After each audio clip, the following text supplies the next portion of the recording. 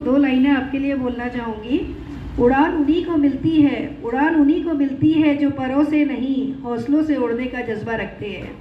उन्हीं में से हमारे निश्चल जी हैं जो परों से नहीं उड़ते, जो हौसलों से उड़ते हैं। जब ये शुरुआत हुई थी ना, मैं तब से इनसे जुड़ी हुई हूँ और मेरे बच्चे जुड़े, मुझे बहुत अच्छा लगा जिस तरह से ये बच्चों में मतलब संस्कार भी डाले, छोटी छोटी स्टोरीज बनाना सिखाया जो आम तौर पे बच्चे स्कूल से नहीं सीख पाते, वो चीज़ ये कर रहे थे।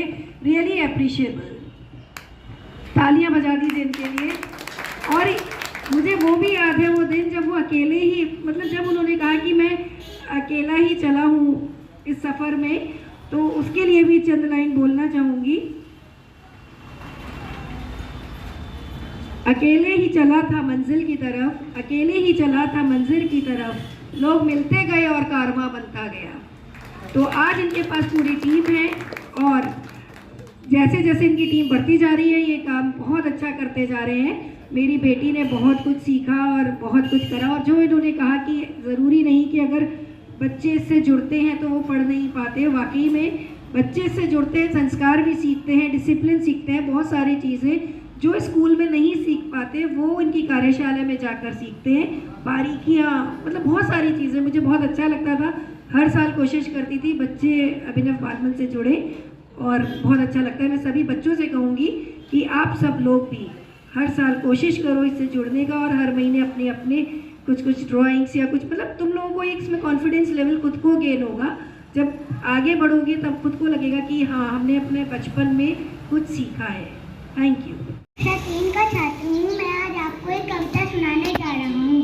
लोमड़ी और सारस नदी किनारे रहते थे अकेले दोनों बेचारे। घर अपना लोमड़ी ने दिखलाया, सारस को दावत पर बुलाया। हुआ तैयार सारस बन ठन कर जा पहुँचा वो लोमड़ी के घर। लोमड़ी ने थी खीर पकाई, खुली परात में भर कर लाई। लोमड़ी लपालप खीर खाए, सारस बैठा मुँह लटकाए। सारस कुछ भी कह ना पाया, भूखा प्यासा घर को हमें। सारस ने लोमड़ी को लाया, दावत काफी मजा चखाया। गर्मा गर्म सूप बनाकर लाया, लंबे जग में रखकर पीने लगा अपनी लंबी चोंच डालकर।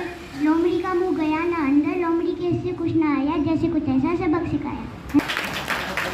सभी साथियों, आपको नमस्कार, गुड इवनिंग। और प्यारे बच्चों, आप सभी को मधुर स्नेह।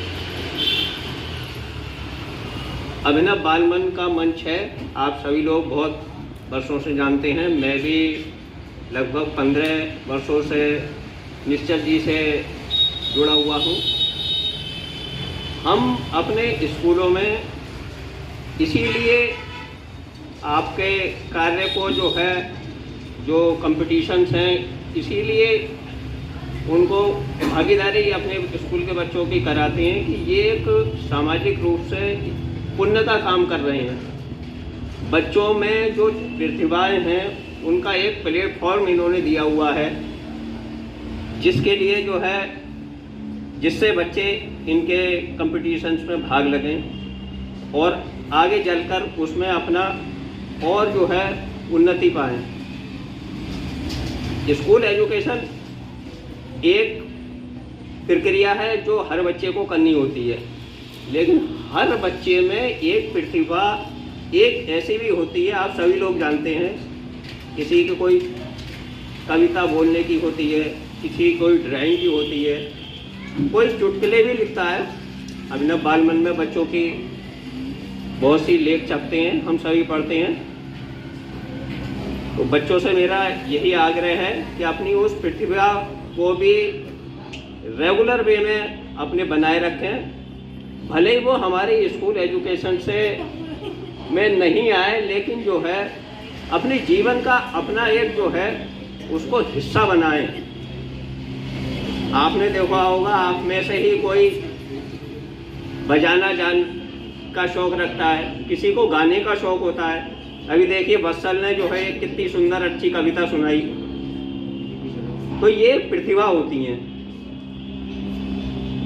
हमारे निश्चल जी जो अभिनव बालमन का प्लेटफॉर्म है, इतने वर्षों से चलाते हैं। चाहे छोटे उन्हें प्रस्तुतियां प्राप्त हों या ज़्यादा हों, एनी हाउ चलती है, वो जो है रेगुलर बना हुआ है।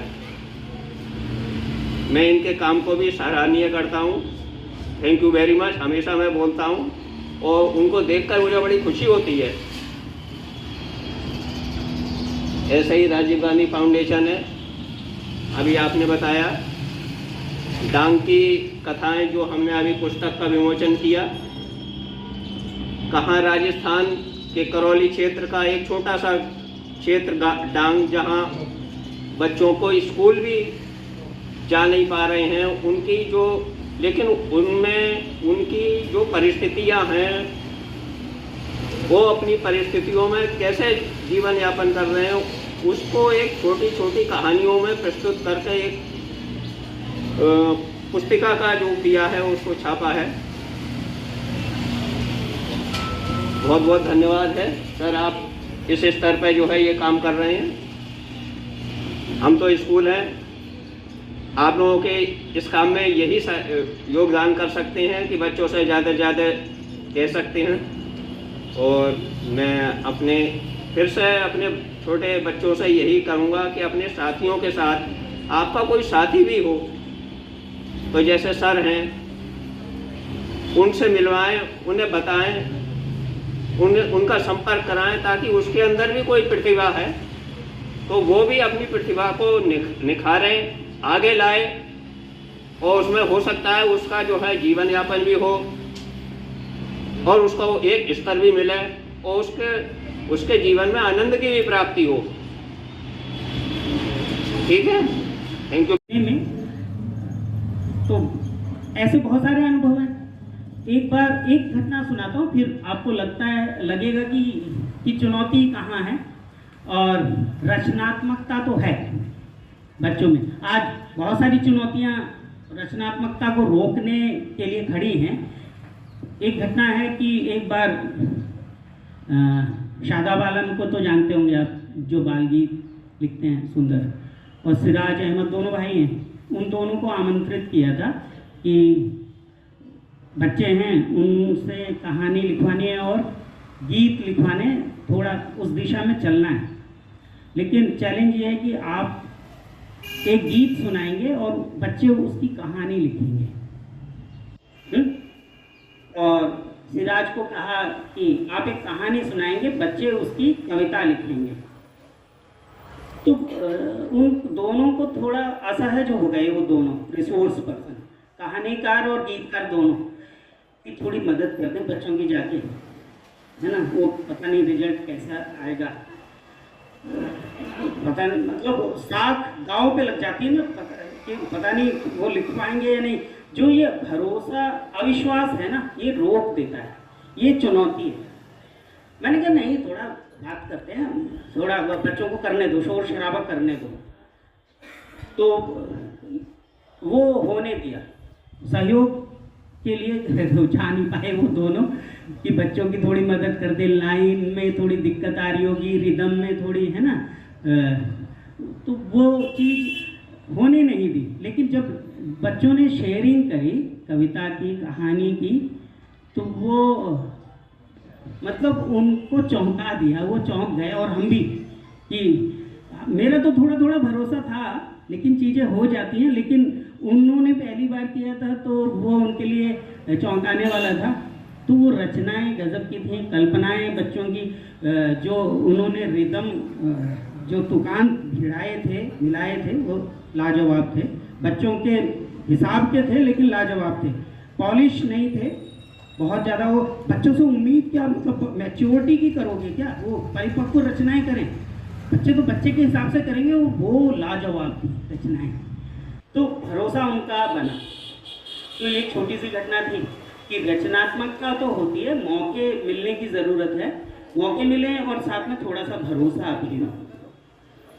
तो मेरी बात मैं यहीं समाप्त करता हूँ। वैसे मेरा नाम वरिंदर है, मैं कक्षा 8 का छात्र हूँ।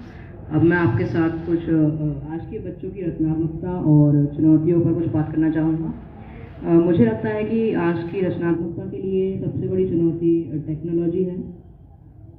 जब भी हमें कोई ऐसा काम दिया जाता है जिसमें कि हमें अपना सोचना होता है या रचनात्मकता दिखानी होती है, जैसे कि कोई निबंध लेखन या कहानी वगैरह, तो हम उसके लिए कभी नहीं सोचते।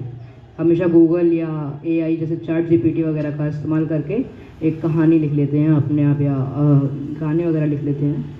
इसका एक सकारात्मक प्रयोग भी है। जैसे आज के ज़माने में जो AI है, इसकी मदद से हम अपनी सोच के मुताबिक फ़ोटो बना सकते हैं, वीडियोस बना सकते हैं, और कुछ AI ऐसे भी हैं जो आपके लिखे हुए जैसे गाने हैं कोई, तो उनके लिए म्यूज़िक दे सकते हैं। या फिर आप मान लीजिए कोई म्यूज़िक बनाते हैं तो आपके लिए लिरिक्स दे सकते हैं, आप उसकी मदद से अपने लिए पूरा गाना भी बना सकते हैं। और साथ ही इससे एक बहुत बड़ा फ़ायदा ये है कि ये हमारा बहुत ज़्यादा समय भी बचाता है। जैसे कि हमें कोई काम करना है तो अगर हम खुद सोच के करेंगे तो काफ़ी समय लगेगा, लेकिन अगर हम AI या गूगल जैसी सर्च इंजन्स का प्रयोग करेंगे तो ये बहुत जल्दी हो जाएगा। धन्यवाद मुझे इस मंच पर बुलाने के लिए। जब से अभिनव बालमन पत्रिका का प्रकाशन शुरू हुआ है, मैं इसकी नियमित सदस्य और पाठिका रही हूँ। मैंने अपने बच्चों के लिए इसको मंगाया, लेकिन बच्चों ने शायद पूरी ना पढ़ी हो, पर मैं जब भी समय मिलता है इसको पढ़ ही लेती हूँ। इसकी जो खूबियाँ मुझे अच्छी लगती हैं उसमें है कि बच्चों की मौलिक कृतियों को इसमें स्थान दिया जाता है, और बहुत से ऐसे इसमें प्रतियोगिताएं होती हैं जो बच्चों की सृजनात्मक शक्ति का विकास करने में सहायक है और उनको सोचने का अवसर प्रदान करती है।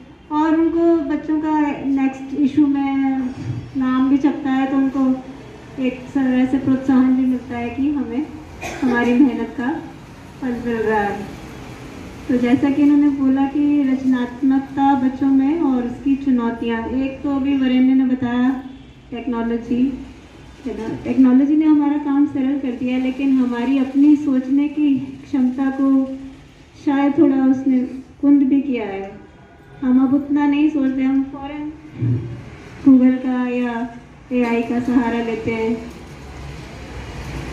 दूसरा, आज का जो समय है ये पहले भी मतलब कंज्यूमरिज्म पहले भी था, लेकिन अब उपभोक्तावाद जो है पहले से ज़्यादा ही है।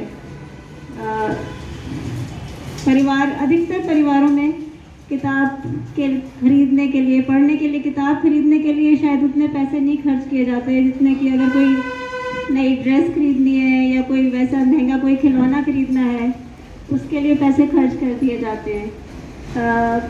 कुछ साल, लगभग 25-30 साल पहले कॉलेज या स्कूल में जो विद्यार्थी पुरस्कार में उनको पुस्तकें ही दी जाती थी। मुझे नहीं मालूम अब कितने स्कूल्स में ये रिवाज चल रहा है। उसकी जगह अन्य चीज़ें बच्चों को या मोमेंटो दे दिए जाते हैं, लेकिन पुस्तकें पढ़ने का एक ही मौका बच्चों के हाथ से निकल रहा है।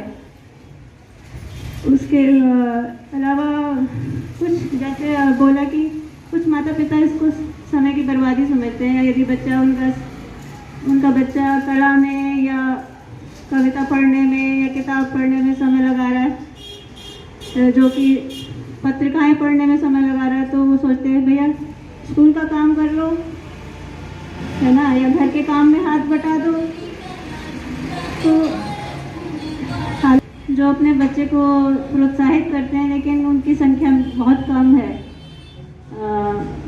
इसके अलावा